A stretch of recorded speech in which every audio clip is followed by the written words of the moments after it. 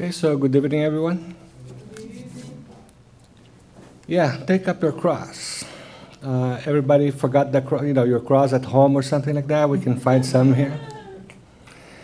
We are really here to talk about something that's very fundamental. It's very touching at some point because we're going to be confronting ourselves with the reality of are we doing that? Have we listened to Jesus? Have we tried to understand him? Have we been trying to get prepared or better prepared to accept that invitation from Jesus? Take up your cross and follow me. So, that's it. Let's start with some background information here. So it's starting with the chapter number 1 of the Gospel. It says, Jesus did not come to destroy the law, that is, the law of God. He came to fulfill that is, to expand it, to develop it, to make it even more relevant to all of us, and to show us the real meaning of the laws of God. And then going on, it says, but Jesus was not just a moralist, he just having his, this authority come from his world. Can you imagine, 30 years old, trying to impose an authority based on something that people could not understand?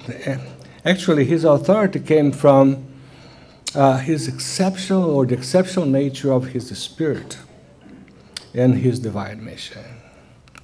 So transport yourself back 2,000 years ago. So you put that, kind of frame it in your mind.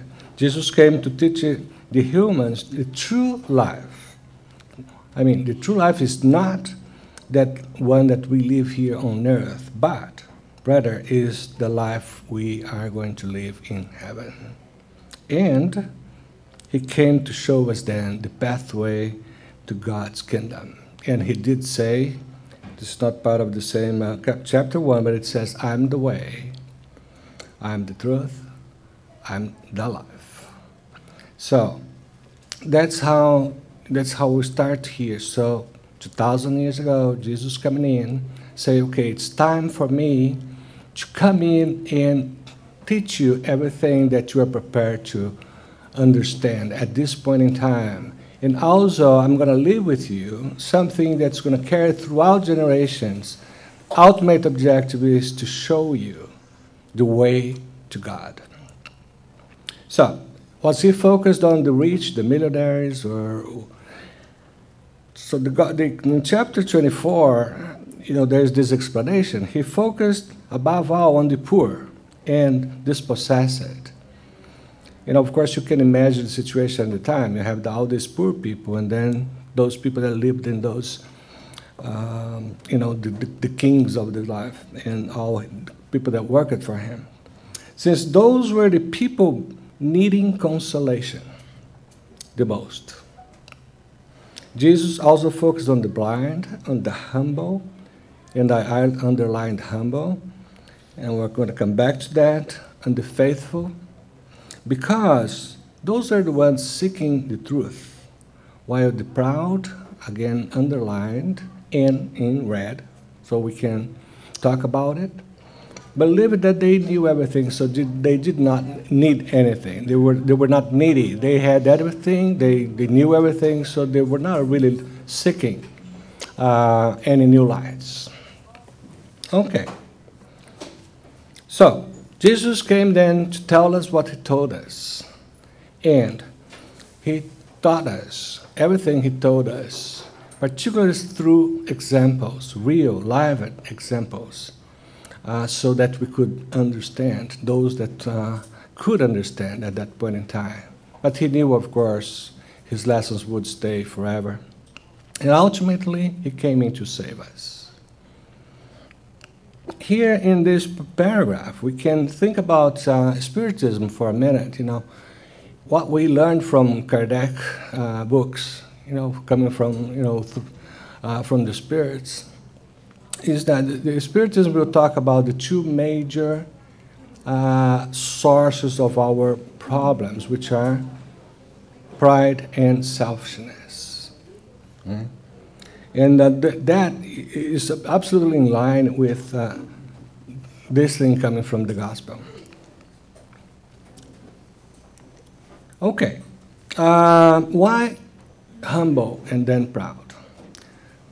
We, as we say here, our challenges have the power to make us humble when we tend to accept them, the problems, instead of becoming rebels, instead of going against them, instead of not accepting them.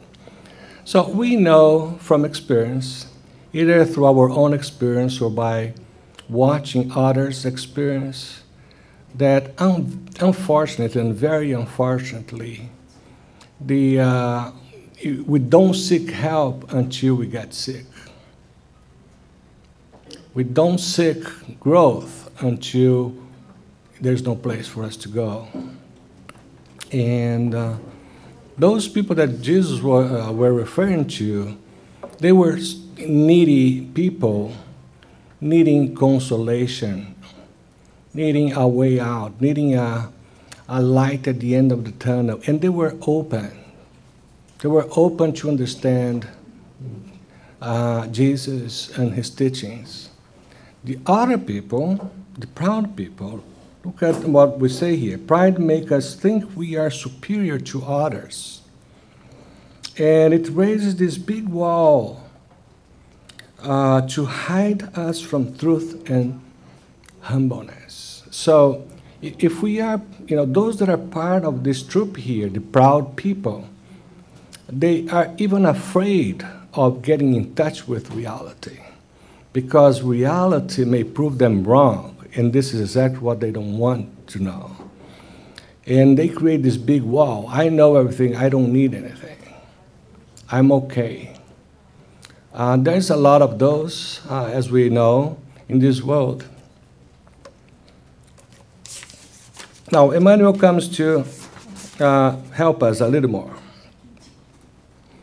And he brings something that I called the worst scenario for men. Because we look for the best of two words, and Emmanuel said, well, okay, but then there is this worst of two words. And it's very interesting to think along those lines. He comes to, first of all, to clarify, like Buddha had done as well, that sacrifice and suffering is needed for education and redemption. We are not going to learn but if we don't live the situation we need to live through. If we don't feel in our skin or in our consciousness or in our family what we need to feel and see for you to go and look for alternative solutions, and up to a point where we're going to look for a higher solution. So Buddha had said that suffering is part of life. So that's he builds a whole theory about that.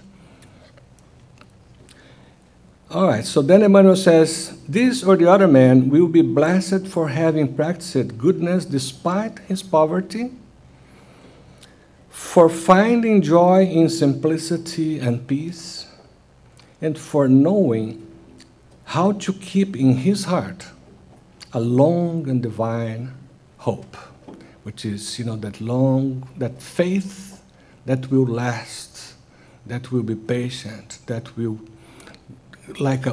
working on the basis of, I am in the right direction. It's a matter of work and time.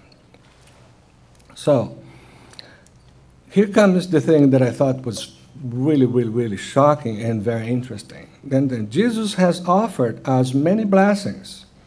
That Sermon on the Mount, the Beatitudes. Rare, though, are those that desire them. This is Emmanuel saying. That's why there are many poor and afflicted people who could be so needy in this world and are not yet blessed in heaven either. So this is the what I call the worst scenario a man can find himself in. So you were suffering. Your life has all sort of challenges and difficulties, just like everybody else. But you were not in line, you were not in synchrony, you were not synchronized with Jesus.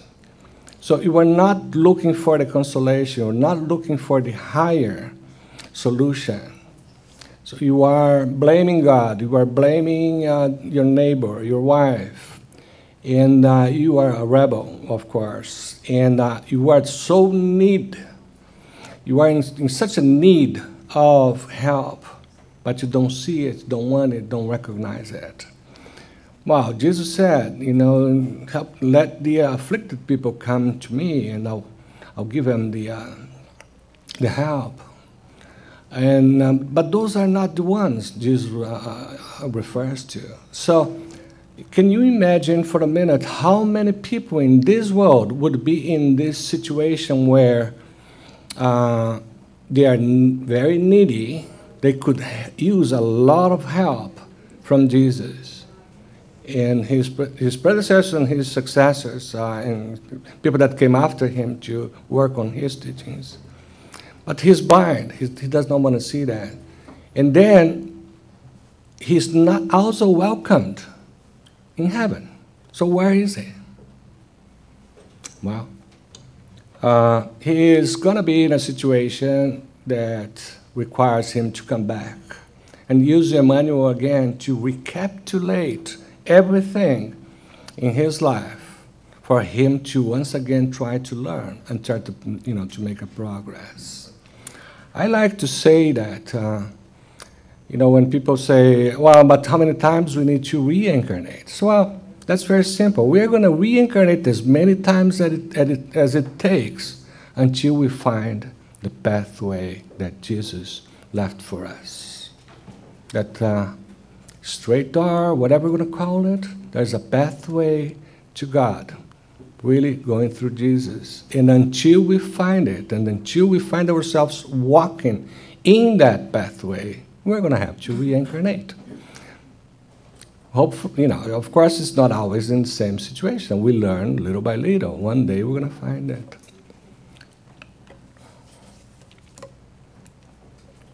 So then comes Jesus' invitation to all of us. He says, and that invitation, of course, is timeless, will never expire.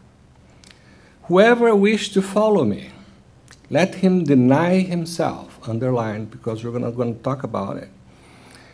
Take his cross and follow me. Because whoever wishes to save himself will lose himself. And whoever loses his life for my sake or the gospel's sake will save himself. In fact, what would be the benefit for a man to win the whole world and lose his soul? Okay, so that's a huge invitation from Jesus that has been there forever, and it's going to be here forever, until we listen to it. As I was transcribing this here, it came to my mind just for visualization, when you get into your Facebook and there's a friend request in there. Imagine Jesus sending you this request here. Okay, what would you do? Don't tell me you're going to immediately say, confirm, right? You're going to stop and think, are you ready to follow Jesus? Can you get ready? Of course you can. We all can. Are we mentally prepared to take up the cross and follow him? So, save himself. What does that mean? We're talking about saving ourselves in the sense of looking for happiness in it's the other way around. When we're talking about saving ourselves in the sense of the material world, like here, let him deny himself and then save himself. We're talking about here people short-sighted that can only believe in happiness while we are breathing and walking. in this world. Those are the ones that hopefully can save themselves, have a nice life and everything else. But he's not going to be welcomed, as we saw in the previous slide, in the kingdom of God. Jesus will tell them, as the gospel will say, well, for you have already received your rewards while we were on earth. So now it's time for you to work on the other side. And here is how we're going to do it.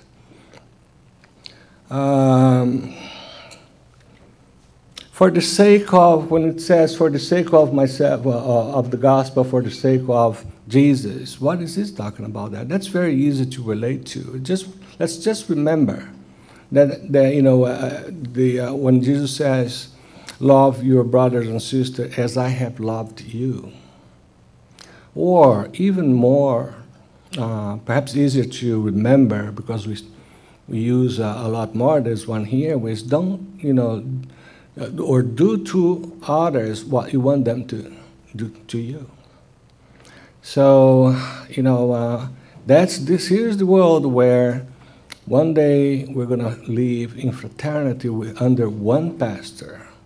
And that's this way here, loving each other as brothers and sisters like Jesus loved us.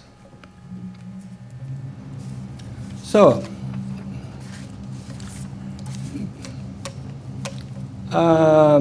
deny yourself is not just renounce to everything. It's not to say, well, okay, so I'm going to do like San Francisco. Perhaps not exactly how we're going to get in jail, but that's not what it means here. It means saying no to yourself and saying yes to God. But the next one is going to help you understand better. It is to go through life repeating the words that Jesus said the night before he died, and he said it to his Father. Not my will be done, but yours. Not my will, but yours be done. So it's like in the first sentence there, to humbly submit to God, to understand that we are here under God's law, and His will prevail, whether we like it or not. So, again in Matthew, we're going to say, it's going to remind us of, most people here, I guess, would agree, I'm not so sure, but the first prayer we ever learned from our fathers, grandfathers, grandparents, etc., may have been the Lord's Prayer, right? So we've been repeating this for a long time. That part that says, your will be done on earth as it is in heaven. So we've been saying this. Can you imagine how many times we've said that? We just have no idea. But the thing is, how many times we meant it? Your will be done. Yesterday in another center, we were having a conversation on a subject. And the conversation was going in such a direction, and somebody was complaining, well, it's not fair because, I've been going through this, apparently it's never going to end. I can't win, and this is not fair, etc., etc., etc. Well, as the conversation developed, and then I said, okay, let's make an assumption here, which is really not an assumption, it's the truth. But I said, well, let's for just 1 minute admit that everything is right in this world. Everything is the way it should be.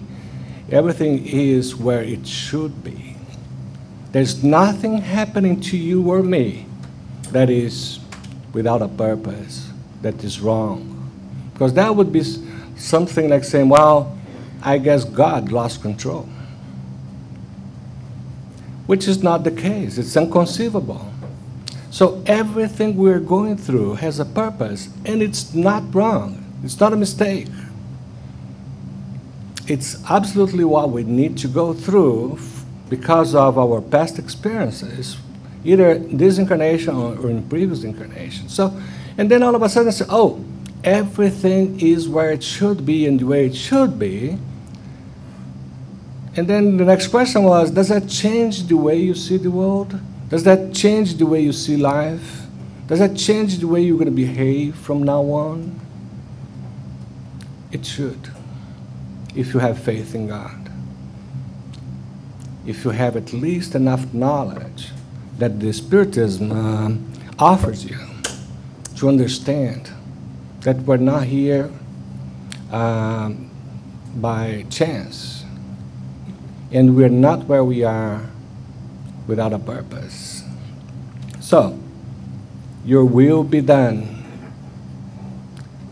here on earth as it is in heaven is of fundamental importance for us to leave this room and say, okay, I think I need to look at my situation from a different perspective.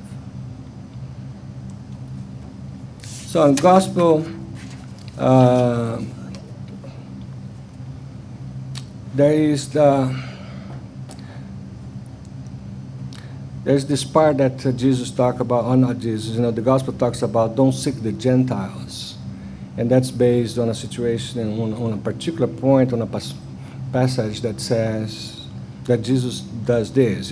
Jesus sent out his 12 apostles after giving them the following instructions.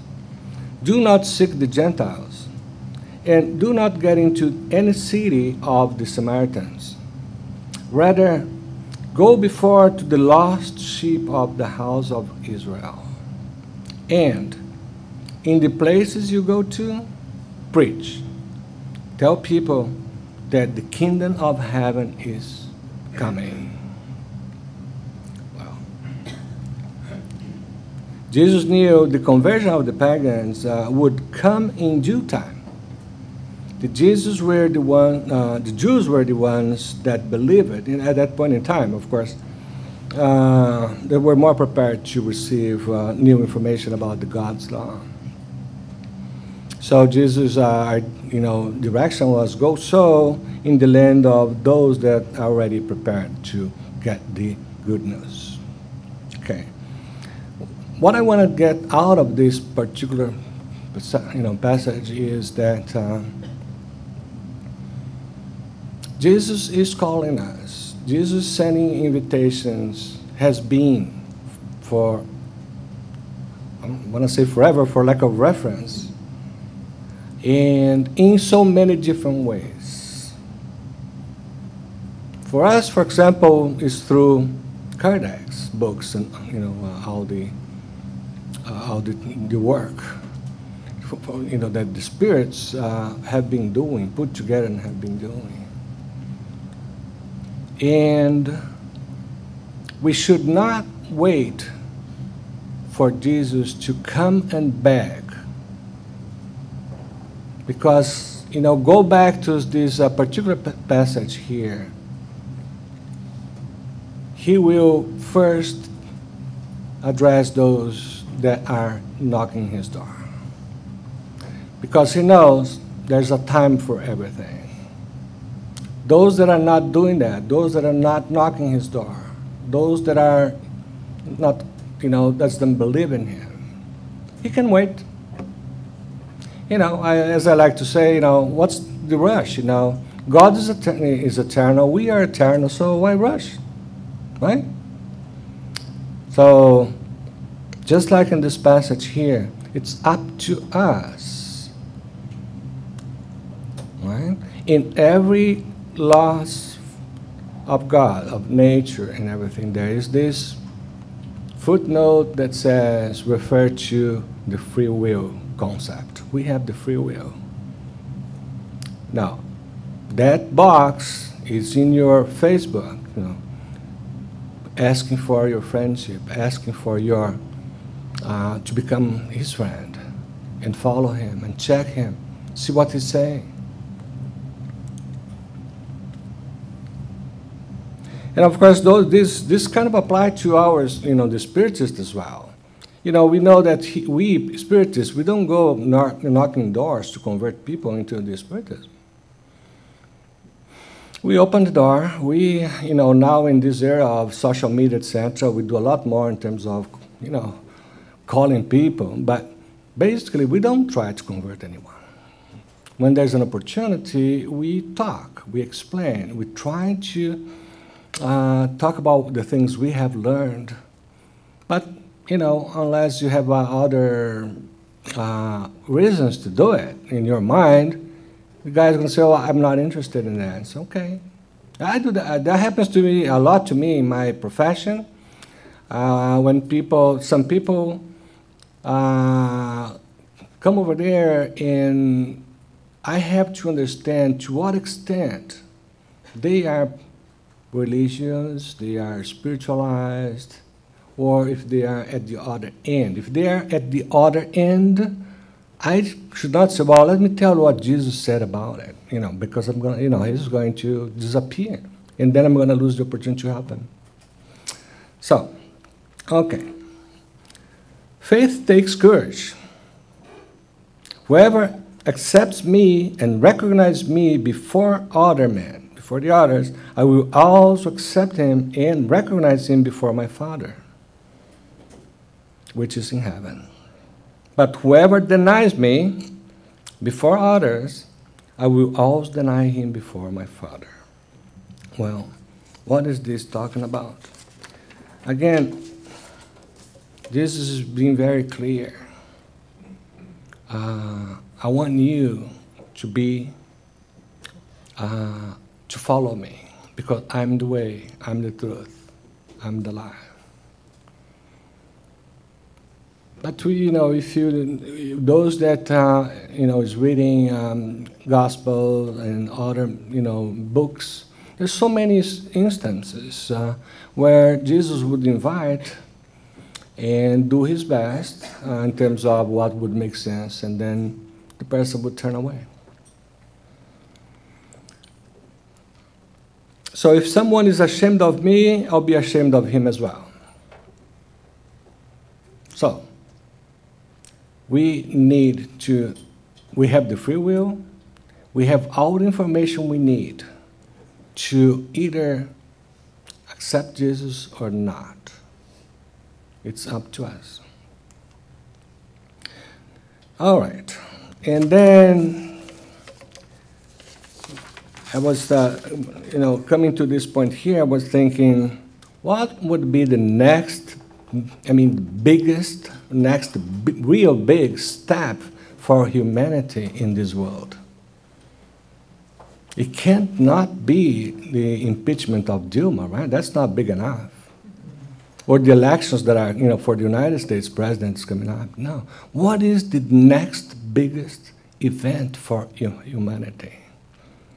Okay. Let's take a look at this parable here of the wheat and the weeds. Of course, it starts with, quote unquote, the owner of the land spreading good seeds, good wheat seeds in the land. And then one day comes the enemies and spread bad seeds of wheat among those of the good seeds. And then comes this conversation. The servant asked, of course, you imagine that they grew, and like you see in the first picture in there, and then they come and ask, in this case we see Jesus in there, the servants asked him, "Do you want us to go and pull them up, the weeds?" So we just keep the good one, the wheat. And the master said, "No, because while we are pulling the weeds, you may uproot the wheat with them.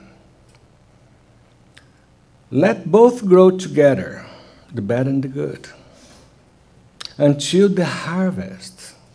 What harvest is that? "At what time I will tell the harvesters, first collect the weeds, and tie them in bundles to be burned. Then gather the wheat and bring them to my barn."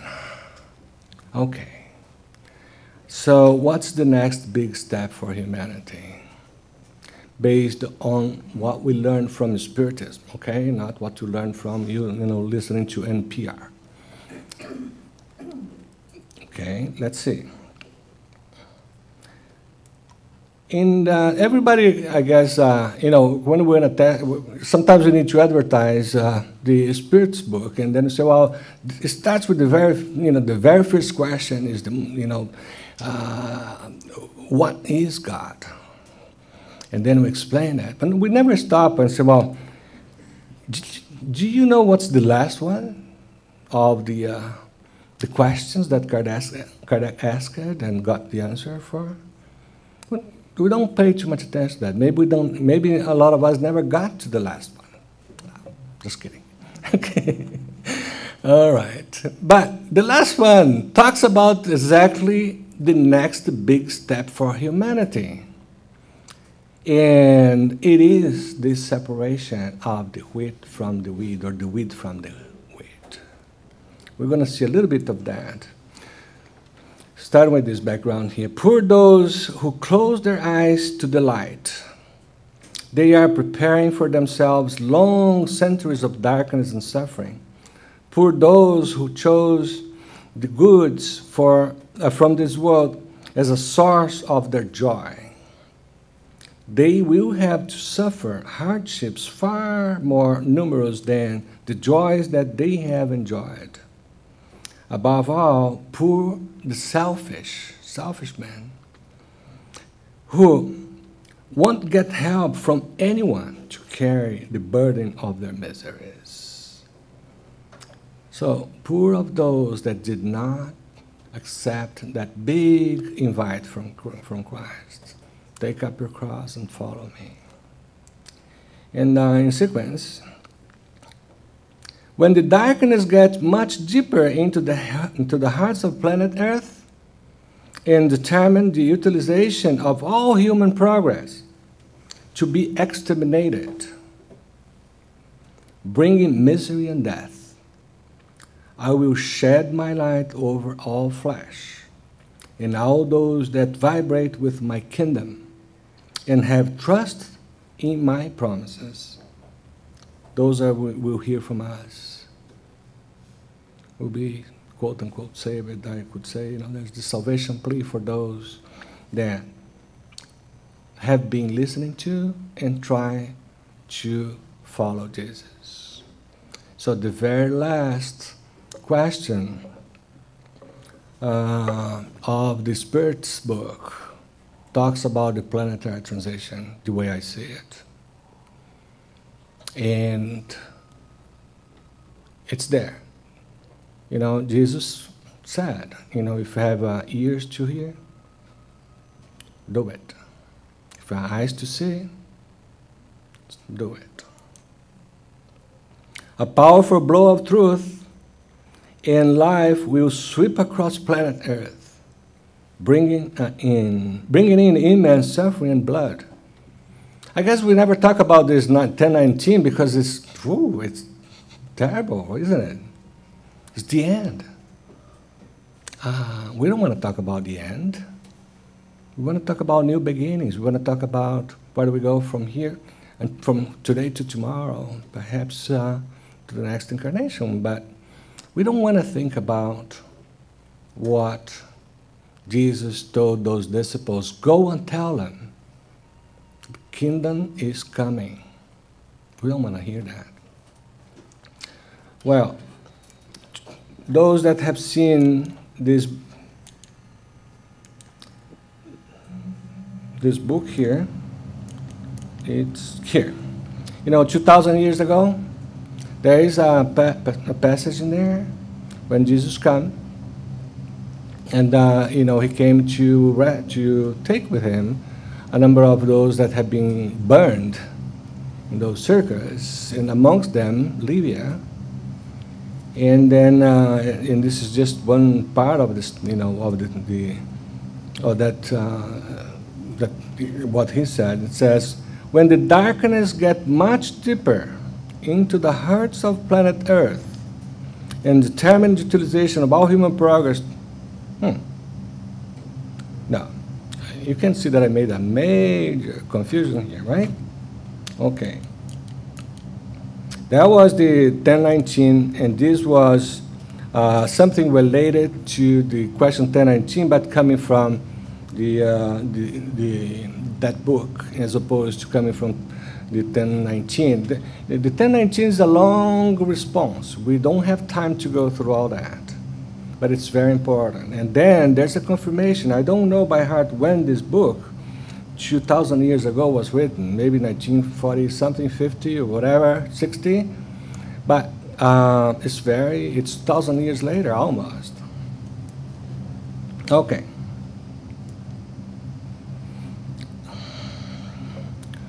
Moving on to another aspect about this discussion. Blessed are you when men hate you and separate you, when they reproach you, and when they cast out your name as evil for the sake of the Son of Man. Rejoice you in that day and leap for joy, because your reward is great in heaven. That's in Luke. Important thing here is